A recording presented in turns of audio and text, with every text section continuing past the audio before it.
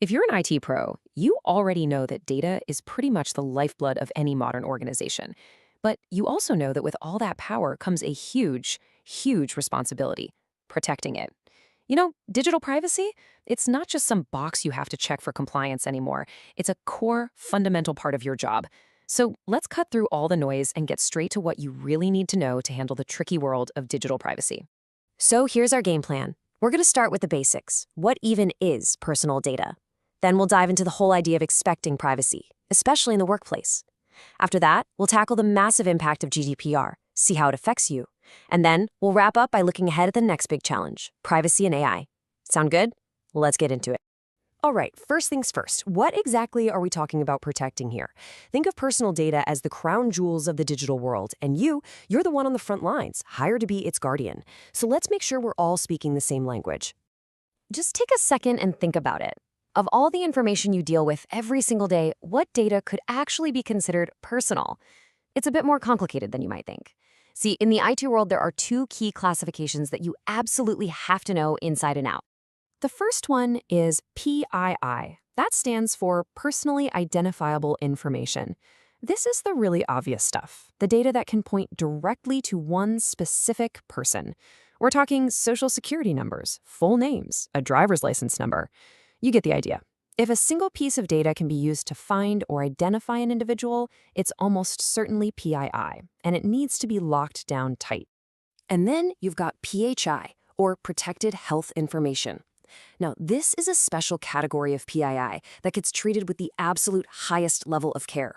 This is the super sensitive stuff: medical records, lab results, anything about a person's health. In the United States, HIPAA is the big law here. And let me tell you, the penalties for messing this up are no joke. Okay, pop quiz. Let's see if you were listening. Which of these is considered PHI? Is it a driver's license number, a password, medical test results, or a social media handle? Take a second. And if you said C, medical test results, you nailed it. PHI is all about that healthcare-related information. A driver's license? That's PII, but it's not PHI. Okay, now that we've got our terms straight, let's talk about where and when we can actually expect any privacy at all. So let's jump right into our next section, your expectation of privacy. This is all about getting a feel for those invisible boundaries that exist in our digital lives. It's actually a legal idea that helps decide where you can, and more importantly, where you can't, expect your data to be kept private. And this table here really says it all. The big takeaway is that context is king. It's what determines your expectation of privacy. You post something publicly on social media, boom, you've pretty much waived any expectation of privacy for that info. But when you log into a secure system like your doctor's healthcare portal, well, the expectation of privacy is sky high, as it should be. It's a whole spectrum, and as an IT pro, you've got to know where all your systems land. This brings us perfectly to Section 3, Privacy in the Workplace. This is a massive gray area for so many people, and it's a really critical one for IT folks to manage. The number one thing to remember is simple. Your work computer is not your personal device. And here's the bottom line, the crucial point. On company-owned devices, on company networks, the reasonable expectation of privacy is basically zero, gone. It is your job as an IT professional to make this crystal clear to everyone you work with. The company has every right to monitor its own property, and employees just need to understand that. So let's put this into a real-world context. In this scenario, who do you think has the least expectation of privacy? Is it a patient talking with their nurse, an employee emailing a friend on the office network, or a student having a one-on-one with their teacher? Yep, the answer is B. That employee has zero guarantee of privacy because that office network is company property, and you can bet it's being monitored. The conversations between a patient and a nurse or a student and a teacher, those have a much, much higher expectation of privacy. Okay, let's zoom out a bit. We're going to go from the workplace all the way to the global stage with Section 4, the GDPR game changer. This massive regulation came out of Europe, but it didn't just stay there. Oh no. It fundamentally rewrote the rules for data privacy for companies literally all over the world.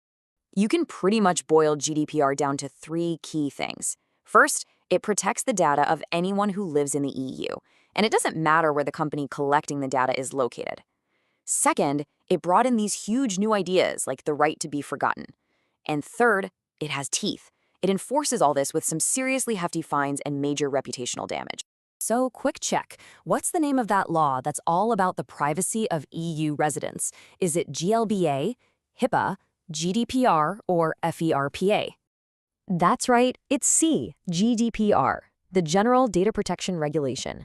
This is the big one, the regulation that really sent shockwaves across the tech industry and put data privacy on the global map for good. Now, knowing about a law is one thing, but how does it actually show up in our day-to-day lives?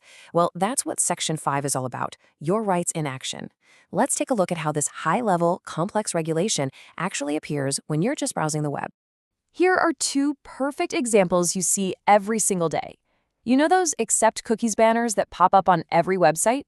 Yep, that's GDPR at work.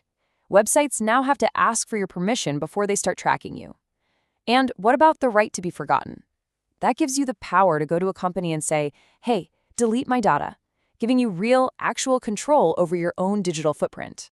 Okay, one last time, let's lock this in. Which GDPR concept gives you the ability to ask for your personal data to be deleted? Is it data sovereignty, anonymization, right to be forgotten, or consent revocation? And the answer is C, the right to be forgotten. It's truly one of the most powerful parts of GDPR because it fundamentally shifts control over personal data away from the companies and back to you, the individual. And that brings us to our final section where we look ahead. Section 6, the future, privacy and AI.